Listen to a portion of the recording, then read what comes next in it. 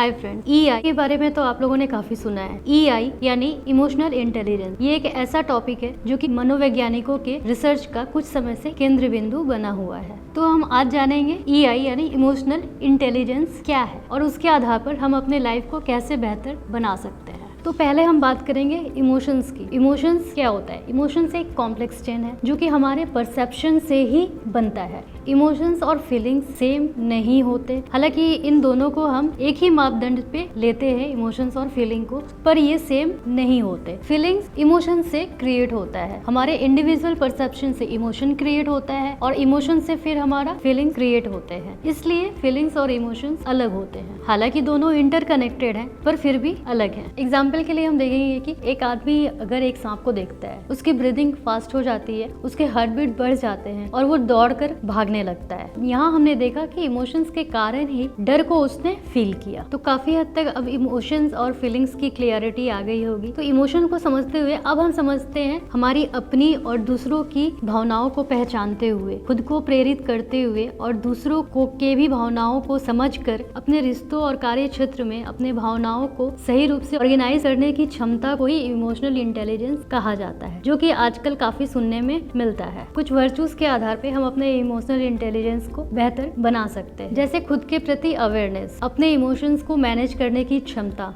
सामाजिक जागरूकता, interpersonal relationship को मैनेज करने की क्षमता बाय यूजिंग ओन इमोशन। ये सब इमोशनल इंटेलिजेंस के कुछ गुण हैं। तो मेन कंपोनेंट्स जो हैं इमोशनल इंटेलिजेंस के, perceiving emotions, managing emotions, using emotions और अंडरस्टैंडिंग इमोशन। ये सब कुछ कॉमन कंपोनेंट्स हैं इमोशनल इंटेलिजेंस। सेल्फ अवेयरनेस से पर्सन अवेयर रहता है अपने डिसीजन, बिहेवियर और परफॉर्मेंस को लेकर उसका फीलिंग्स पर क्या प्रभाव पड़ रहा है। अवेयरनेस ऑफ अदर्स, ये इमोशनल इंटेलिजेंस का एक मुख्य पार्ट होता है। इसमें पर्सन अंडरस्टैंड करता है दूसरे के इमोशंस को भी, एक्नॉलेज करता है दूसरे की फीलिंग्स को भी। इस वजह से वो एक एम्पैथी डेमोन्स्ट्रेट कर पाता है। ऑथेंटिसिटी, अपने आप को ओपनली, ऑनेस्टली और इफेक्टिवली खुद को एक्सप्रेस करना है एक स्पष्टता और एक कमिटमेंट के साथ। यह क्षमता इमोशनल इंटेलिजेंस का मुख्य पार्ट होता है। इमोशनल रीजनिंग, कंसीडर करना अपने और किसी और के फीलिंग्स और डिसीजन मेकिंग फैक्ट को, और ट्रांसपेरेंसी के साथ इंटरैक्ट करना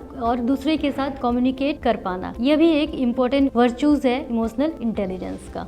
self management, managing own moods, emotions, time and behaviour even in high pressure and adverse event. These all are important virtues for emotional intelligence. Positive influence, create करना positive और healthy work environment जो कि दूसरे पे भी अच्छा असर डाले प्रॉब्लम सॉल्विंग के टाइम पर। ये सब इमोशनल इंटेलिजेंस की दक्षता है। इन दक्षताओं से हम अपने प्रोफेशनल, पर्सनल लाइफ को इजी बना सकते हैं। खासकर स्टूडेंट्स इन दक्षताओं के आधार पर अपने एग्जामिनेशन प्रेशर और करियर मेकिंग प्रेशर को भी कम कर सकते हैं। ये कुछ कॉमन फैक्टर्स था इमोशनल इंटेलिजेंस का। मैं जीवन ज्योति, मैं क्लिनिकल साइकोलॉजिस्ट हूँ, फरीदाबाद, दिल्ली, NCR में प्रैक्टिस करती हूँ।